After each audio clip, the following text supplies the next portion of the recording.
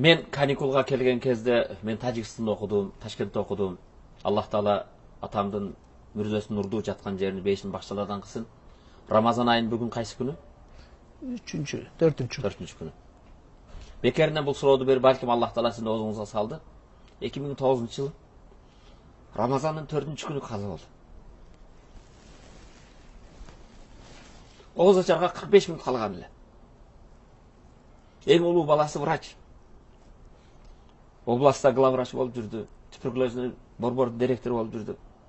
Укол кылалы кыйналып баратасыз. Кары небереси бар. Азыр көлдө имамдык кылып атат. Ошо небереси менен шуну менен кадым Куран окуйн деп менен улуу байкем үйүнө келген ошонун үйүндө. Мен ушул неберемдин артында туруп кадым Куран окусам деп. Ата, оозуңузду ачып алың. Жок, мен тияктан ачам. 45 мүнөт. Оозун ачпастан каза болду. Тияктан ачам деп айтты. Тияктан ачам деп.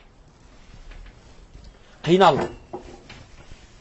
Укол алдыр бердирген жок. Суун ичкен жок. Жок, мен насип болса тияктан ачайын. Рамазандын 4 эле. Оғыз ачарга 45 мүнөт калаганда Аллах Таала аманатын тапшырган. Мен Мадина кафесинде шаарды элем.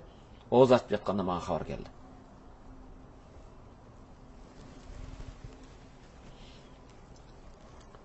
Сиз айткандай, мен бүгүн молдо чыгып Кыргызстандык элге анымын айтып атканым менен мен атамдын тырмагына да окшой албайм. Мен кээде эртеңки намазды каза кылып койгонум болот. Мен атам намаз эмес тахажжудтун каза кылбайт эле. Ама тахажжуд намазын каза кылбаган ушундай эмели. Каникулга келгенимде бизге окшоп машинеси башкасы жок эле. Мен эң жаман көргөнүм 10 күн, 15 күн каникулга келсем, колумдан карма алып, 2 нан алып, 1 килограмм нават кант алып, Тажикстан, биз Тажикстан граница, Тажик дебестен, Өзбек дебестен, Кыргыз дебестен, эң каарыган, кароосу жок, картайган инвалидтерди зияратына келип, ошо 2 нанын 1 килограмм ак кантын берип, менин балама бата бер дей берет эле. Кээде мен кыйналып кетем. Мен эс алганы келсем, атам мени тияка жетелейт, бияка жетелейт деп капа болот элем. Караса мен атам ошондой байкуштардын, бейбечаралардын, аксакалдардын, карыялардын, башкалардын батасы менен Абдушкүр бирдеме болгон болсо, ошону атанын алып берген батасы менен бирдеме болуп отурам. Мен кыйындыгымдан бир илим алдым деп айта албайм. Кыйындыгымдан бүгүн чыгып ушул эмеге жеттим дей албайм. Бүгүн бир нерсеге жеткен болсом. Бирок ошондой атанын алкыш батасы менен. 2000-жылы Египетте окууну бүткөн кезде Бельгиялык түрк менин досторум Бельгиядан жакшы бизнеси бар, жакшы тыйын тыпыры бар инсандар мага чакыруу жасап Бельгияга келгин. Мынча сага айлыгыңды берели. Мечитибизди берип, балдарыбызды окутасың, ушул жерде кызмат кыл деди. Мен Египетте барып Бельгиянын элчилигине барып документимди тапшырдым. Аны ошол жерде атама телефон чалдым. Ата, мен окуумду бүттүм, ошо жака барып 5-6 жыл иштеп, бутума турсам деген маселе бар. Келип, бул жерде үйүм болсо, башка болсо дегендей. Бельгияда жакшы экен. Айлыгы бир $2000 жогору экен. Ал кезде $2000 бул жерден үй алса болот. Үй келет эле. Атам, балам, мен сени суусап жаткан элге колуңдагы чөмүчүң менен суу алып бер деп окуттум. Тиякта евро, доллар алып жыргалып жаша деп окуткан жокмун. Суусап жаткан элге келбесең келбей эле коён да. Ошол жерден берген паспортумду кайра элчиликтен алдым да, анан бул жака келдим. Эми албетте сиз айткандай мүрзөсү мурда казып койгон эле. 16 жыл мурда. Анда казганда да жөнөкөй эмес. Мен ошону кыла аламбы билбейм. Өзүнүн атасынын мүрзөсүнө жакын жерге. Дагы мен алып келип чоң, ал жер калып кеткен атасынын. Чоң өрүктүн бутагы калып кеткен. Өрүк өзү калган эмес. Ар ким каза бербейт. Күнүгө келип акырынан казып, атама жакын болоюн. Бул жерде 2 адамга коюла турган орун бар экен. Экинчирээк апаңды коесуңар. Мен өзүм коеюн деп. Казып бүткөндөн кийин үстүнө шифр коюп, кээде кирип ошого жатып. Ошол жерде өзүн эме кылчу эле. Жаназа болгондо каза болду, барсам, осуяттарын жазып коюптур кепиндин ичинде. Кепинди өзү пишип койгон. Кепиндин ичинде Кыргызстандык колу кошуналарга бардыгына ислам ажы каза болду, келип бата кылып жаназа окуп кетириңизди суранабыз деп кол жазма менен жазып, саатын числосун койгон эмес. Тажикстандык, Өзбекстандык жора жолдошторуна компьютер аркылуу жаздырып кол коюп койгон экен.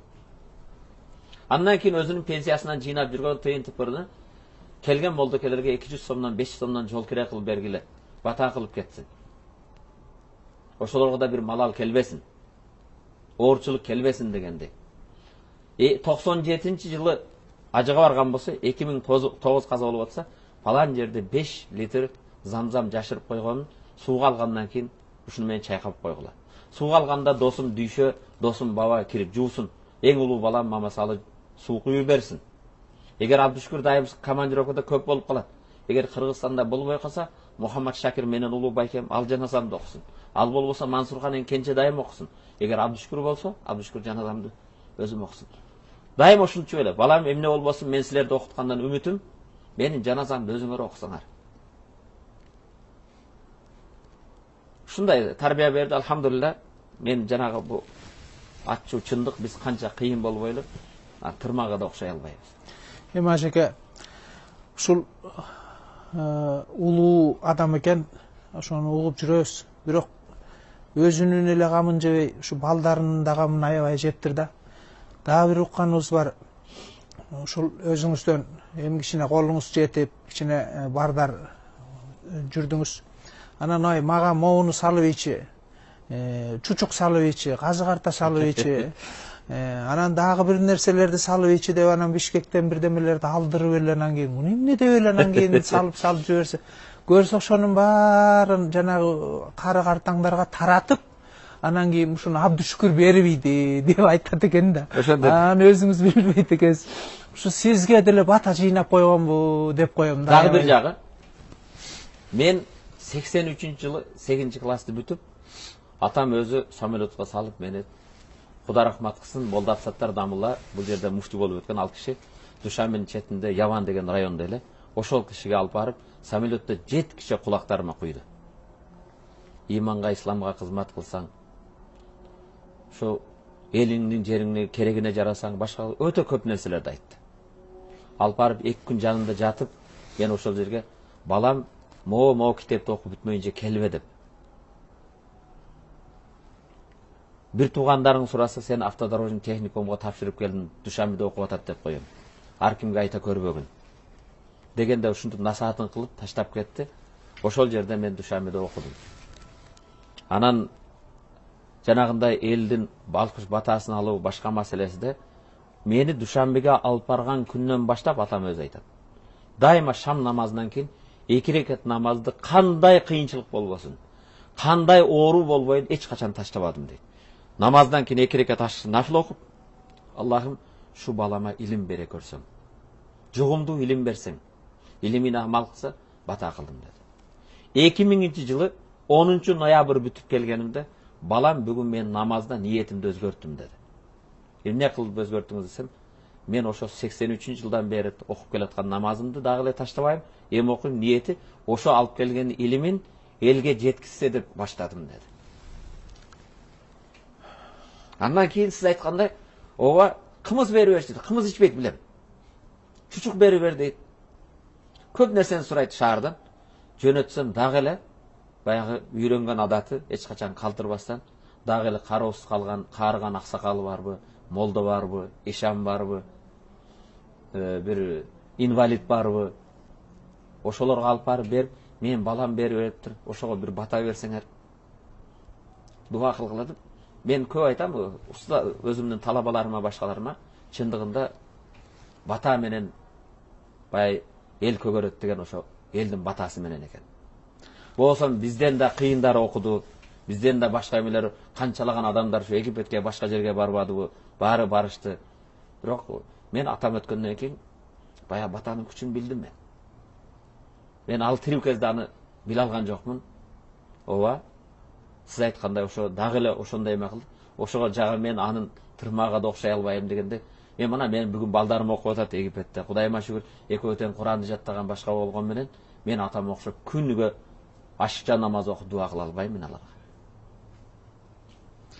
Эми ушунун баардыгы ушул ак магулакка бар бир агып калат, куй магулактарга куюлуп калсын, жүрөгүнө жетсин деген жүрөктөн чыккан сөздөр болуп атат ажыке. Ооба, чындыгында бул жерде баягы бүгүнкү күндө бөйрөктөн шыйрак чыгаргандар өтө көбөйүп калды. Бул жерде ажеке келип атасы менен, апасы менен мактанган деген маселе эмес. Мен айтсам, бүгүнкү бала тарбия кылып жаткан ата-энелерге же болбосо илим жолунда жүргөн кээ бир үгүт насаат кылган молдокелерге, талип илим талап кылуучуларга, студенттерге, башкаларга бир таасир болот экен, алар да бир нерсе пайдаланат экен деген эле максат.